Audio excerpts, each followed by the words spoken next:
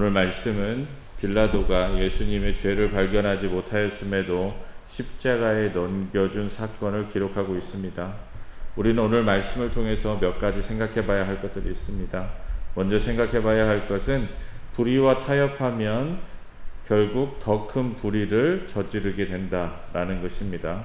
오늘 말씀 14절과 15절을 보면 이르되 너희가 이 사람이 백성을 미혹하는 자라 하여 내게 끌고 왔도다. 보라, 내가 너희 앞에서 신문하였으되 너희가 고발한 일에 대하여 이 사람에게 죄를 찾지 못하였고 헤롯이 또한 그렇게 하여 그를 우리에게 도로 보내었도다. 보라, 그가 행한 일에는 죽일 일이 없느니라 라고 기록하고 있습니다. 빌라도는 대제사장들과 산헤드린 공의회 의원들과 백성들을 모두 불러 모아 자신이 예수님을 신문하였으나 죄를 찾지 못하였다라는 것을 말하고 있습니다. 그리고 이어서 헤롯 역시도 죄를 찾지 못하였고 그냥 돌려보낸 것으로 보아 예수가 행한 일만으로는 사형에 처할 수 없다라고 말하고 있습니다. 즉 산헤드린이 고소한 건에 대해 예수는 무죄다라는 것을 말하고 있습니다. 그런데 16절에 보면 빌라도는 예수님의 무죄를 밝히면서도 예수님을 때려서 석방하겠다라고 말하고 있습니다. 아무런 죄를 찾지도 못했으면 그냥 석방해야 하는데 왜 때려서 석방합니까? 그 이유는 흥분한 무리들에게 어느 정도 만족을 주기 위함입니다. 예수님을 모질게 때림으로 해서 군중들에게 이 정도면 되지 않았느냐, 너희들이 원하는 것을 들어주지 않았느냐라는 시각적인 호소를 하기 위함입니다. 그는 철저히 흥분한 군중들이 폭동을 일으키지 않게 하기 위해서 무죄한 자를 때리기로 결정한 것입니다. 역시 빌라도는 여우입니다. 무죄한 자를 사형에 처하게 하는 자신의 잘못된 결정을 피하면서 무죄한 자를 매질하는 결정을 통해 상황을 모면하려고 하고 있는 것입니다. 그러나 그 결과 빌라도가 의도한 대로 되지 않았습니다. 오히려 무리들은 더 흥분하여서 예수를 죽일 것을 요구하였고 결국 빌라도는 무리의 요구를 들어주지 않을 수 없게 된 것입니다. 이것은 빌라도가 자초한 것입니다. 그의 불의한 결정이 더 큰 불의를 낳았습니다. 무죄한 자를 매질할 때 빌라도는 이만큼 때려서 피를 보여주었으면 군중들도 만족하고 자신의 결정을 따를 것이다 라고 생각했습니다. 그런데 대제사장들과 산헤드린 공의회의 의원들은 예수님을 죽이기로 작정한 사람들입니다. 그러니 그와 같은 일에 절대로 만족하지 못합니다. 왜냐하면 자신들이 원하는 목적을 달성하지 못했기 때문에 그렇습니다. 게다가 이 타협은 그들에게 치명적인 신호를 보냈습니다. 우리가 압박하니 빌라도가 어쩔 수 없이 무죄한 자를 매질하였다라고 생각합니다. 그러니 조금만 더 밀어붙이면 우리가 원하는 사형이라는 결과도 얻어낼 수 있겠구나 라고 생각하게 된 것입니다. 불의와 타협하는 순간 상대는 만족하는 것이 아니라 오히려 더 큰 요구를 할 수 있는 추진력을 얻게 된 것입니다. 빌라도는 스스로 정의의 원칙을 깨트림으로 이리저리 휘둘릴 수밖에 없는 처지에 놓이게 된 것입니다. 그렇습니다. 하나의 거짓말을 하면 그 거짓이 진짜인 것처럼 보이기 위해서 더 큰 거짓말, 더 많은 거짓말을 해야 하듯이 원칙을 무너뜨린 불의한 행위는 그 불의한 행위로 인하여 더 큰 불의를 저지르게 만든다는 것입니다. 그러니 처음에 무고한 자라고 풀어주었으면 폭동까지는 가지 않았을 것입니다. 왜냐하면 헤롯도 죄가 없다고 돌려보냈기 때문에 그렇습니다. 그런데 매질을 하고 풀어주니 오히려 더 큰 저항에 부딪혀 더 큰 불의한 결정을 할 수밖에 없게 된 것입니다.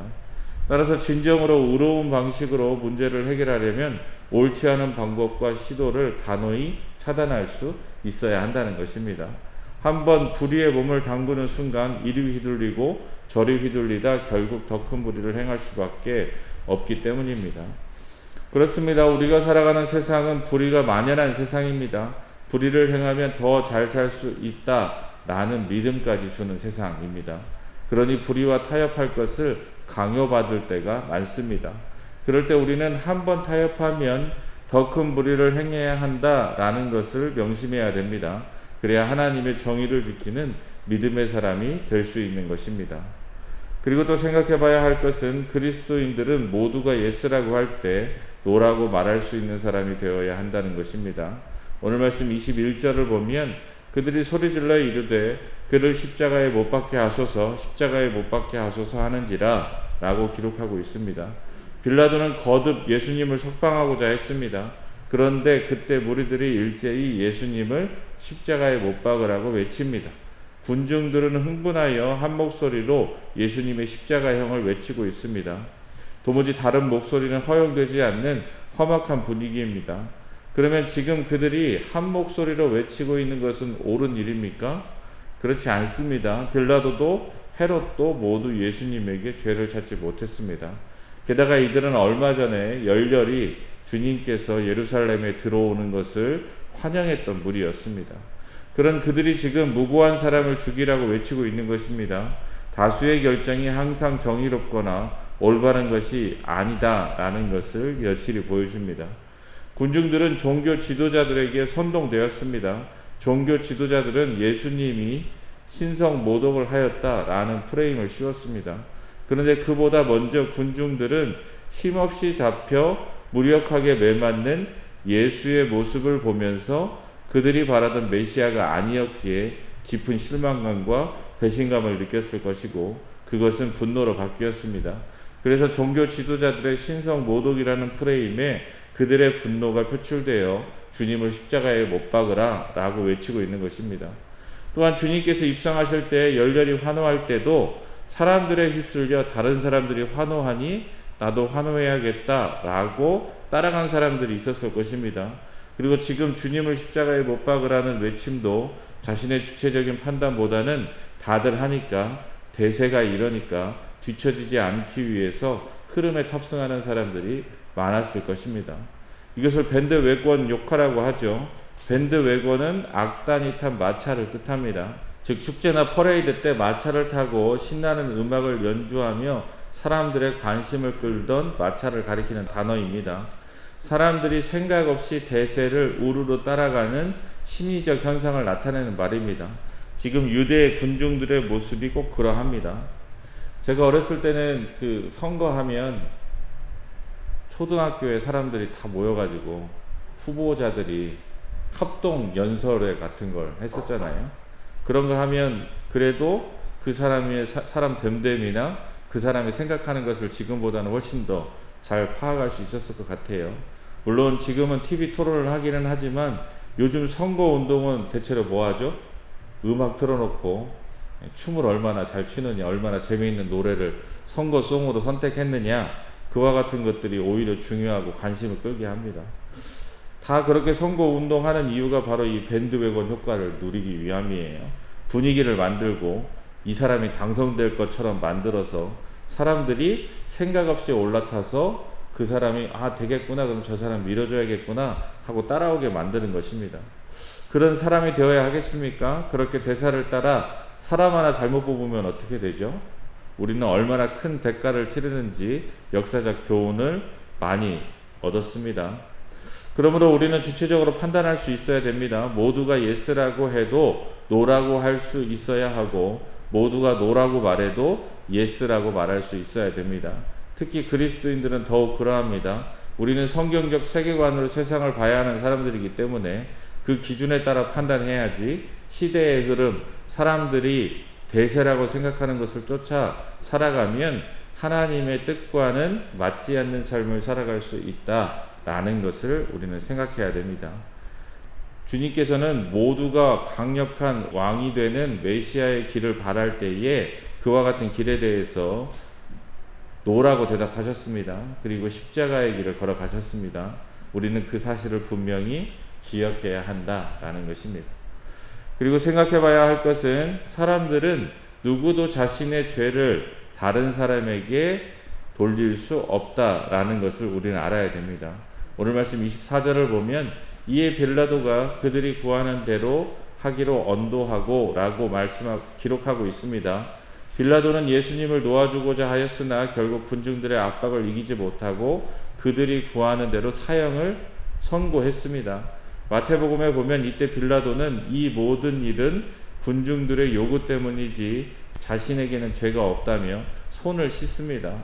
사실 그렇습니다. 예수님께서 십자가에 못 박혀 죽으신 일은 전적으로 유대 종교 지도자들과 유대 군중들의 책임이 있습니다.